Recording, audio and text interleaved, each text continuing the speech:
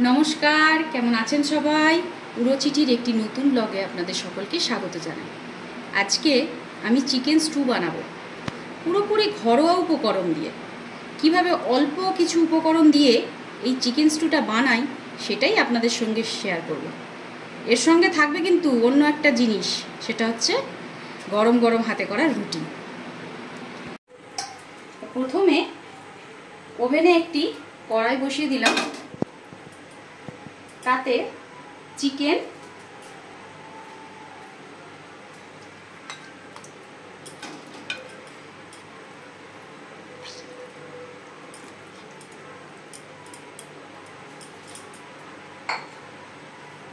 গোটা পেঁয়াজ,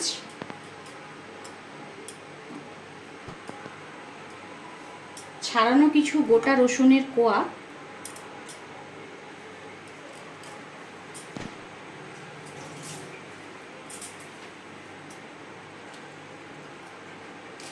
তেজপাতা, কয়েকটা গোটা গোলমরিচ দিয়ে সামান্য একটু পরিমাণ মতো নুন দিয়ে দিলাম।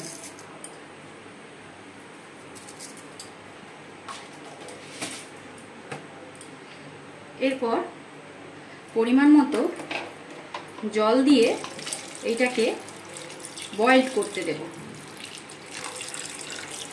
এটা যতক্ষণ না বয়েল হচ্ছে ততক্ষণ এটাকে ঢাকনা দিয়ে গ্যাসের ফ্লেমটা হাই করে রাখবো। এটা পুরোপুরি বয়েল হয়ে এলে তারপর ধীরে ধীরে ঢাকনা খুলে নেক্সট স্টেপে এগোবো। এরপর আমরা সবজিগুলো একে একে কেটে নেব।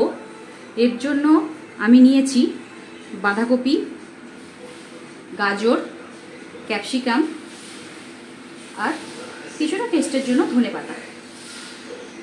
আচ্ছা, বলে রাখি, আমি এখানে গাজরটাকে গ্রেট করে নেব, তো আপনারা কুচো করেও দিতে পারেন। আর ক্যাপসিকাম এবং বাঁধাকপিটা খুবই ছোট ছোট করে কেটে নেব। এবার দেখি কড়াইয়ের ঢাকনাটা সরিয়ে চিকেনটা বয়েলড হয়েছে কিনা।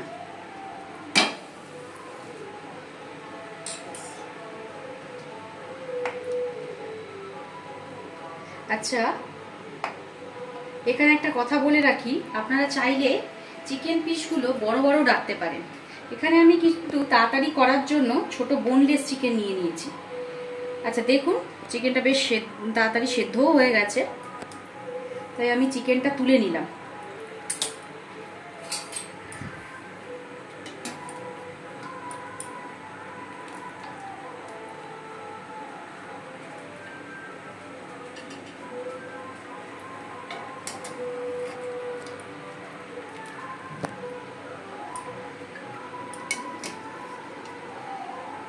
এবার এই যে চিকেনের যে জলটা আছে, চিকেনটা সেদ্ধ করার জন্য যে জলটা রয়েছে, এই জলটাকেও আমি একটু ছেঁকে নেব।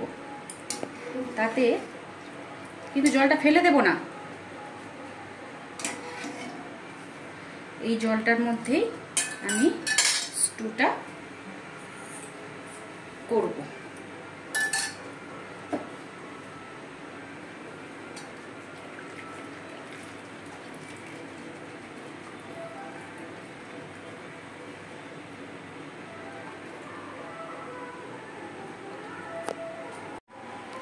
এবার আমি চিকেনটা এবং পেঁয়াজ রসুনটাকে একটু স্ম্যাশ করে নেব। হালকা করে একটু স্ম্যাশ করে নিলে গ্রেভিটা বেশ ভালোই আসবে।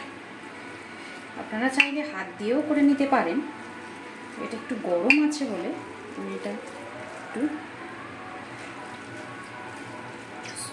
এইভাবে স্ম্যাশ করে নিচ্ছি।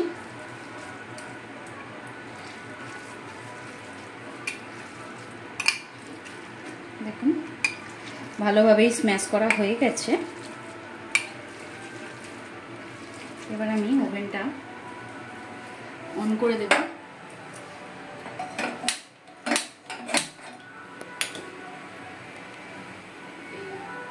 স্টুটা কড়াইতে দিয়ে দিলাম। এরপর একে একে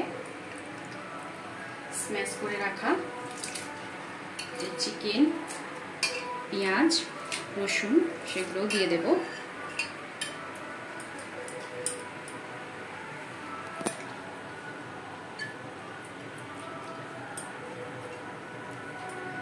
এরপর কেটে রাখা ভেজিটেবলসগুলো ওগুলোও দিয়ে দেবো।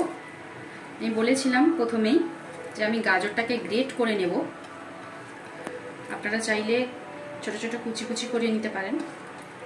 আমি গাজরটাকে গ্রেট করে নিয়েছি একটু বেটার গ্রেভির জন্য, বা লুকসটাও একটু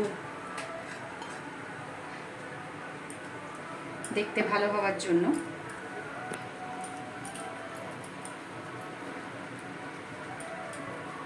এর মধ্যে এবার পরিমাণ মতো নুন আর একটু জল দিয়ে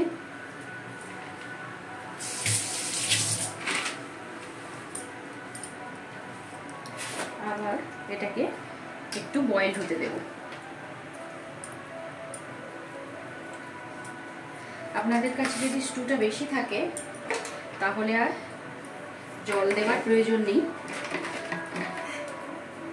সেক্ষেত্রে আমি এখানে অল্প হাফ কাপ মতন জল মিশিয়ে দিলাম।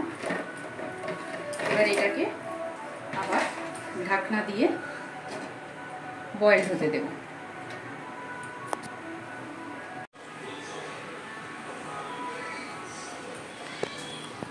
দেখো কিছুক্ষণ ভালোভাবে বয়েলড হয়ে গেছে, আমি ঢাকনাটা খুলে রাখলাম। এরপর আমি এর মধ্যে দিয়ে দেবো 1 চা চামচ সোয়া সস, 1 চামচ ভিনিগার এবং হাফ চামচ গোলমরিচের গুঁড়ো, এবং সবশেষে দিয়ে দেবো একটু ধনেপাতা, আর অবশ্যই টেস্টের জন্য একটু বাটার।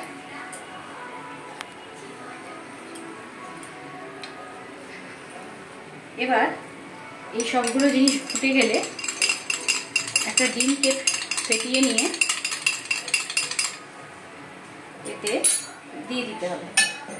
দিয়ে দেওয়ার সঙ্গে সঙ্গেই এরকম করে নাড়িয়ে দিতে হবে। আপনারা অবশ্যই মনে রাখবেন একটা জিনিস, ডিম দেওয়ার সঙ্গে সঙ্গেই কিন্তু একটু নাড়াচাড়া করে স্যুপটাকে ঘেঁটে নেবেন, নাহলে ডিমটা ভালোভাবে স্যুপের সঙ্গে মিশবে না। নাও, কি সুন্দর স্মেল! আপনারা অবশ্যই একবার ট্রাই করে দেখুন, দারুণ স্মেল উঠেছে। আমার তো খিদেই পেয়ে গেল। এবার আমি গরম গরম স্যুপ আর আটার রুটি, গরম গরম আটার রুটি আমি পরিবেশন করে নেব।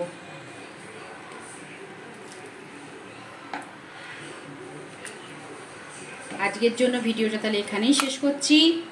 সকলে ভালো থাকবেন, দেখা হবে পরের আরেকটি নতুন ভিডিওতে। নমস্কার।